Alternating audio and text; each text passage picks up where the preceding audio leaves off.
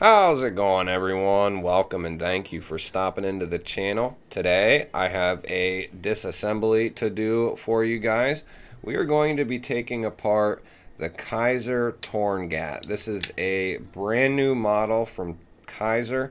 I wanted to just kind of get into this guy, see what we're working with, clean it up, give it some oil, maybe put a little pressure on that lock bar, which is what I always do when I take apart a frame lock or even a liner lock. Sometimes I'll take them apart, clean them all up, oil them, put a little tension on the liner or the lock bar just because. We'll go ahead and snag our Stanley stubby ratcheting screwdriver. This is a winner right here, guys. I like this better than the Weehaw because you can house bits in the bottom here. I don't know if Weehaw has made one like that yet, but these are good price. They come with bits, but not any that you would use for knife maintenance, but you can put them back and use them for something else. But I do have this linked below. Great little contraption. You can house 6 bits in the bottom and then 1 in the driver itself. So you can house 7 bits in this bad boy, plus it ratchets. Not that you should really be using that unless you really know what you're doing or you're working with like a T10 or 15. And I don't know if we'll need...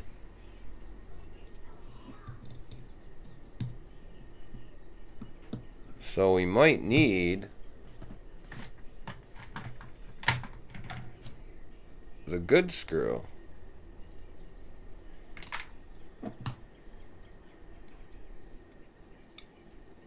That's odd. They went with T6s all the way around. Yeah, they did. Alright, so let's get started. Should be pretty easy to disassemble. Let's start with... Doesn't look like you have to take the clip screws out.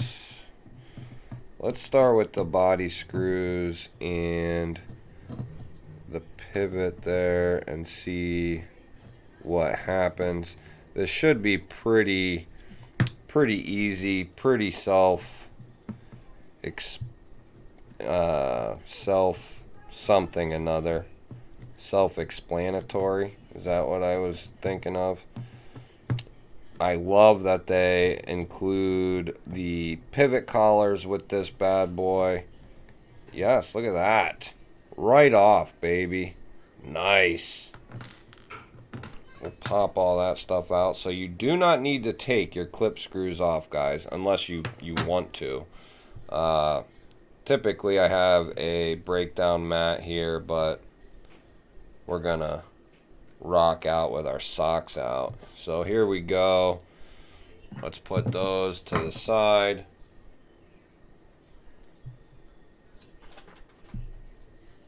We'll grab our issuing stitches, Hank for the nicey nice cleanup, and we'll use this guy for the yucky stuff.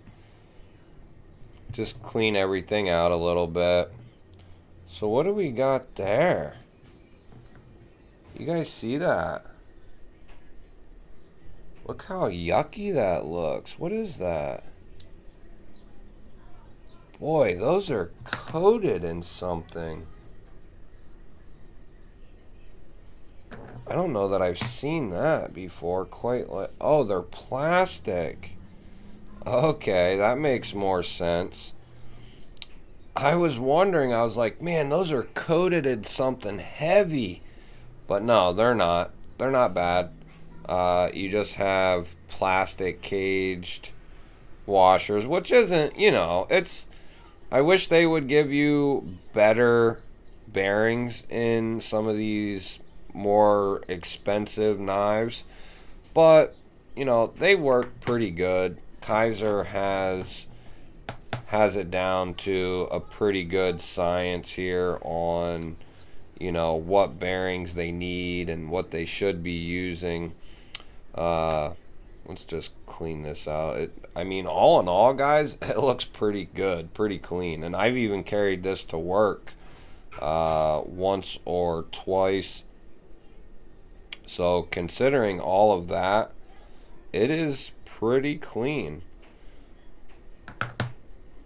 Let's go ahead and clean this guy off.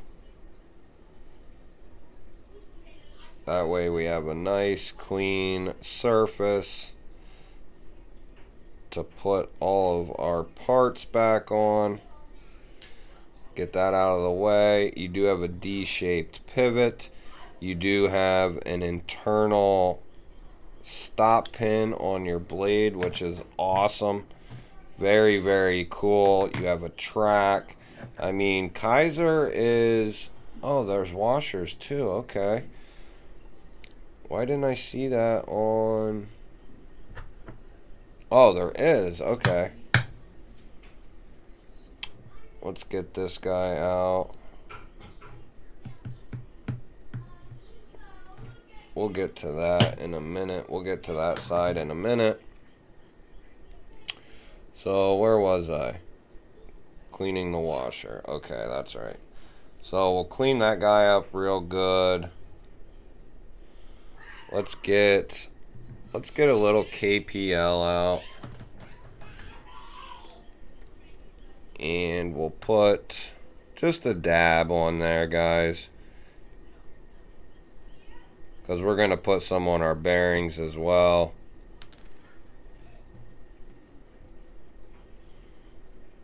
Little dabby do. I guess we could put some underneath, just a little drop. And I'm telling you guys, you seriously only need a little drop of this stuff. And, you know, for each part that you're cleaning, you seriously only need a drop. A drop goes a long, long way. So we'll clean this guy off one more time, and then we will put a little bit of lube on there, just a drop or so. 2 little micro drops should do it. And then I take my finger and kind of smooth it around. Go ahead, and if you really want to, put just a mic. That's too much. And it disappeared underneath the washer. That'll be alright. But, so nice. Put tiny bit on my finger to get around that post. I do have the swabs and stuff. I don't know. I'm too lazy to use them.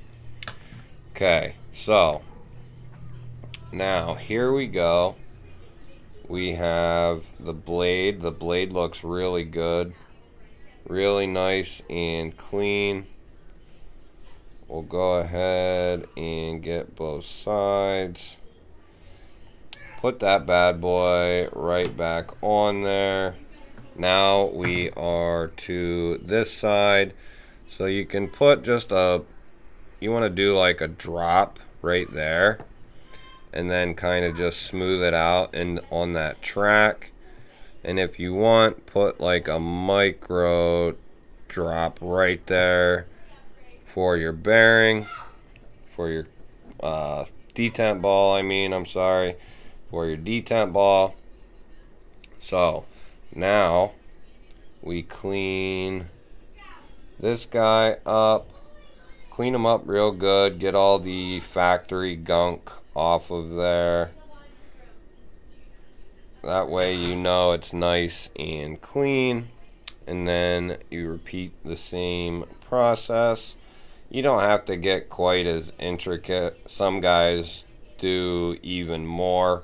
And sometimes I'll do the alcohol and whatnot, but sometimes it's not necessary, especially when you have something as clean as this was when I just opened it. If it was dirty and nasty in there, I will spin the bearings around, just, you know, make sure it's getting lubed up good. Let's clean our other washer. Put it on the raggy rag. Wipe it down real good. And I'm not real worried about does it have a track on one side or the other. We can put it back where the track was, just because. And then clean the other side out good. And then, yeah, see, there was a little gunk on that. And we'll go ahead and put just a little bit of pressure on this guy.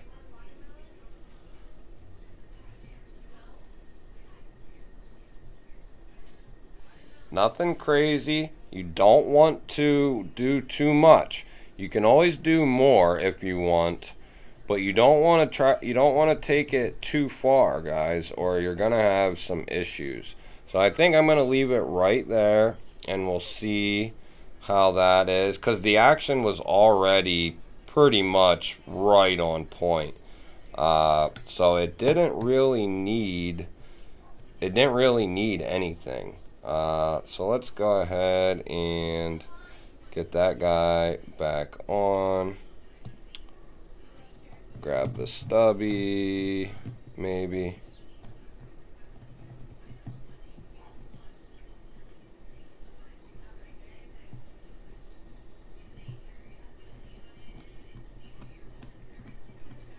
Get that on, just so your knife ain't gonna pop apart, and then you can come back and adjust that. There we go. Put this down in the hole there. Pretty sure those are both the same size, so you don't have to worry about that. So this is very simple construction, very easy to disassemble, reassemble, very easy to maintain. You know, if you want to take this and use this as a work knife, or you're going to EDC this knife, very easy to take apart and clean up, which is something I appreciate, and I'm sure many other people appreciate. So we are dead centered, guys. So let's see.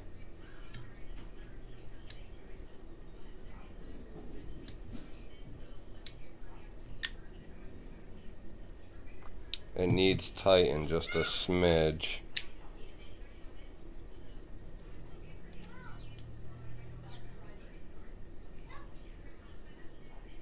Actually, way more than a smidge.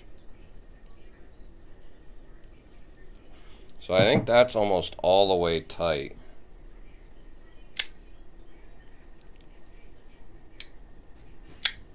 Woohoo!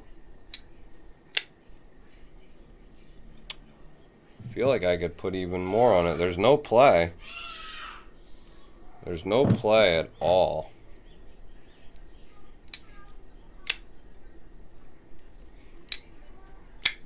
Wow.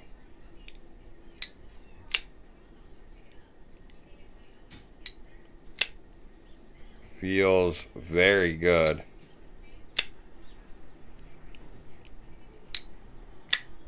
You can thumb flick this bad boy, reverse flick this bad boy, and it feels good.